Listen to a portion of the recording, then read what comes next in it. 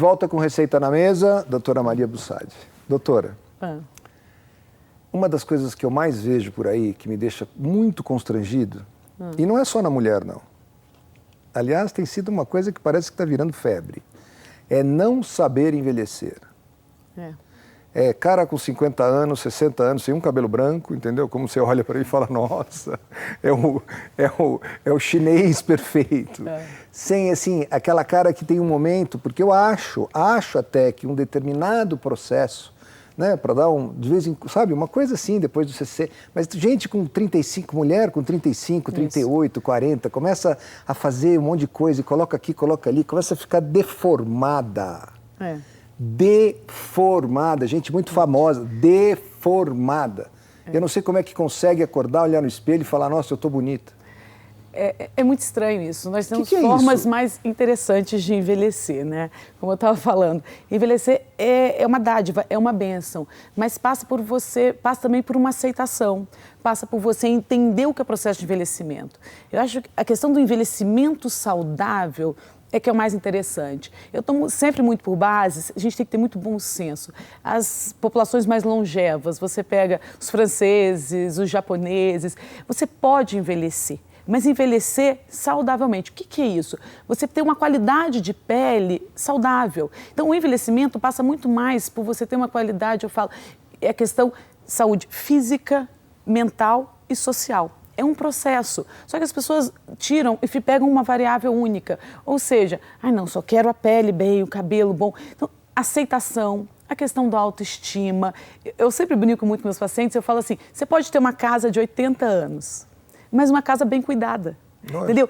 E a questão também de envelhecer... Você pode ter uma casa de 10 completamente acabada. Então, eu acho que o nosso corpo é a nossa casa. Então, a gente tem que cuidar muito bem do nosso corpo. Ou seja, também se desmazelo, não vou me cuidar, isso é uma bobajada. Não é por aí. Eu acho que a questão do bom senso, a questão do zelo por si, você zelar pelo que é o seu corpo, isso é muito interessante. Então, a gente tem que ter bom senso. Os médicos têm que ter muito bom senso na hora da orientação dos pacientes, porque alguns pacientes às vezes têm fragilidades. Eu pego pacientes, às vezes, que os pacientes separaram, os pacientes estão tristes, estão numa fase mais depressiva. Se você não tiver um relacionamento muito bom, o paciente quer compensar tudo isso de alguma forma, fazendo preenchimentos, fazendo toxinas. Então, vai muito pelo bom senso. Então, de orientação tanto da parte médica como da parte também do paciente, né? Então, eu acho que dá para envelhecer. Hoje tem uma saída muito boa, hoje a gente tem muita tecnologia, tem muita coisa interessante que dá para lançar a mão sem fazer exageros. Eu acho que o bom senso é sempre o caminho, né, que deve ser seguido. Épocas de crise, né? É lógico que a dermatologia preventiva é a melhor coisa que existe, né? Então, primeiro vamos falar sobre esses produtos mais em conta, vamos dizer assim. Que você encontra em farmácia, em drogazil, em droga raia, e, obviamente com preços infinitamente diferentes desses que você sabe que a gente conhece. São produtos que realmente são eficazes?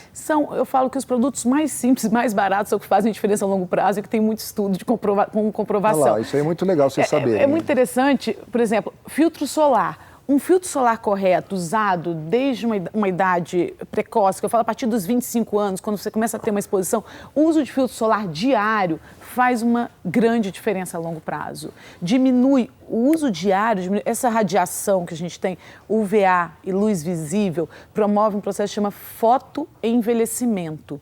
O envelhecimento da pele é muito mais relacionado com radiação do que propriamente com a idade. Né? Então, essa questão, filtro solar, uso diário a longo prazo, eu falo, são 10 minutos que te rejuvenescem 10 anos lá na frente. Então, vou fazer uma pergunta. Hipoteticamente falando, se o ser humano vivesse sempre dentro de um estúdio, ele envelheceria infinitamente menos?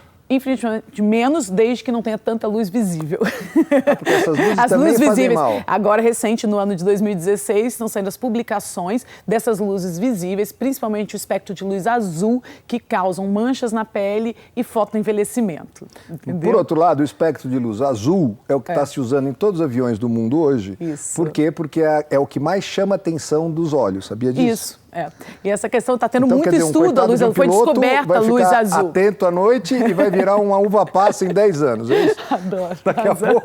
Daqui a pouco vão descobrir, os pilotos vão Eles ficar vão tudo louco da cabeça. Mas lógico, eu falo bom senso por quê? Os pacientes que vão usar esses filtros para luz azul que eu falo, são esses que já têm melasma, pessoas que têm lúpus, que têm doenças de pele mais graves, pessoas que têm rosácea, pacientes que têm vitiligo, entendeu? Porque tem muitas doenças que você tem que fazer uma proteção extra, né? Então, essa questão de você falar, Maria, ficar no lugar fechado, tem que ter sol. Vindo aqui para uma coisa bacana que é a vitamina D. Tem que ter exposição. Para a gente ter conversão de vitamina D, 3 vezes por semana, pelo menos 15 a 20 minutos. Então, nós moramos num país tropical, tem que ter exposição. Não sou contra, não tem que ficar passando protetor, ficar igual uma doença. Não, bom senso. Mas nas exposições mais intensas, tem que proteger, porque lá na frente, todos os cânceres que aparecem com 40, 50 anos, foi o sol que você tomou na adolescência. Porque diz que é acumulativo, né? Acumulativo, é o sol que você deixou seu filho lá, que ficou queimando, que ficou despelando, que saiu pele. Essa criança lá na frente vai apresentar câncer de pele ou um envelhecimento mais precoce.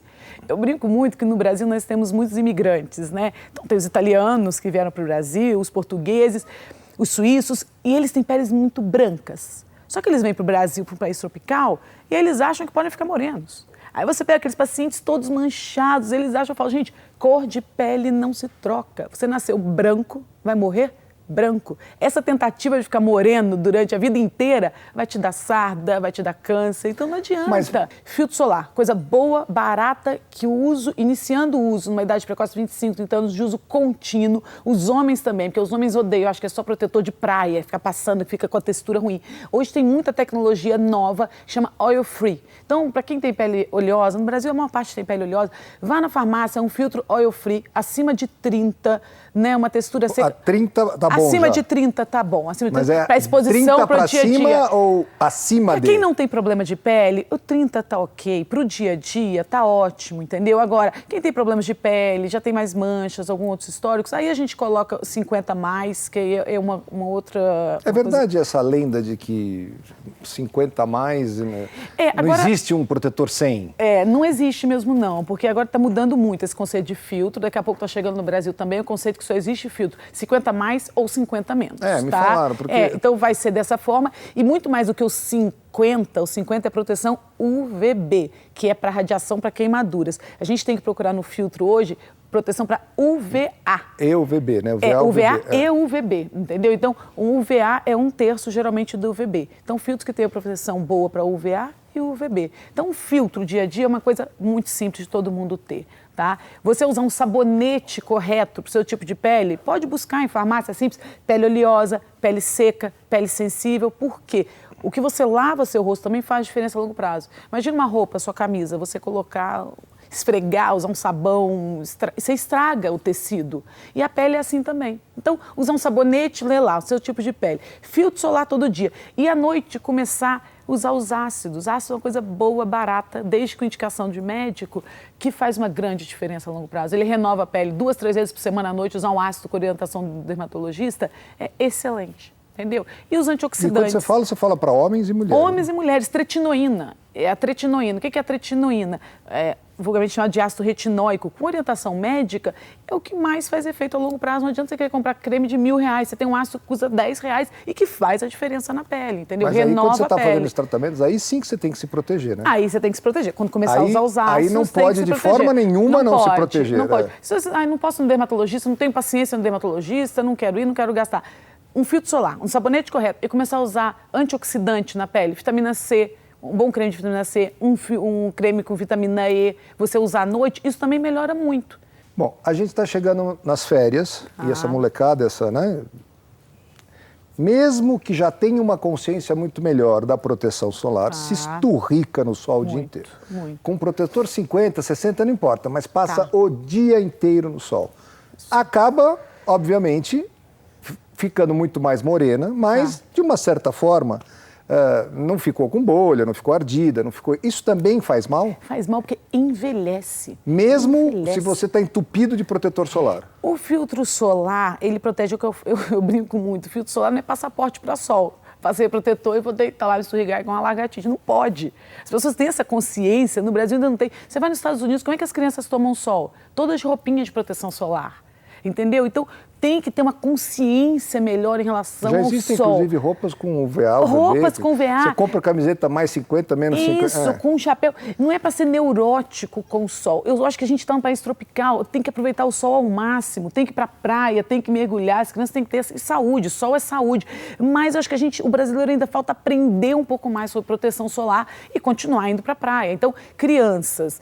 É uma coisa bem interessante que as pessoas às vezes não sabem. Abaixo de 6 meses de idade não pode usar filtro em criança, tá? Nem específico. Nada. Não, abaixo de 6 meses de idade não pode se bobear nem ir para a praia direito, né? Além disso, falando um pouquinho de pele, abaixo de 6 meses, as mães às vezes têm mania de ficar passando creminho nas crianças, é sabonete demais, é muita coisa. Criança, gente, tem uma pele sensível. Não é para passar nada, só o sabonete do banho, hipoalergênico e pronto. Não pode ficar botando cheirinho, talquinho, nada disso. Então, usar para as crianças abaixo de 6 meses, roupas com proteção solar. Ponto. É a única coisa que pode. Acima de 6 meses, proteger seus filhos tanto com roupa, barraca e o filtro reaplicar a cada 2, 3 horas. O pior não é só os banhinhos, né? O pior é quem põe brinquinho, fatinha, brinco, cetinha. O que aumentou no Brasil. Se eu fosse um bebê, eu falava, sai, me deixa em paz, pelo amor de Deus. Não, mas o que aumentou muito no Brasil, uma coisa que a gente tem que falar sobre pele, as dermatites atópicas. Hoje todas as crianças são alérgicas, mas também estão expostas a 1 milhão de conservantes, corantes, parabenos no dia inteiro. A gente vai falar sobre isso também. Vamos para o intervalo e a gente já volta.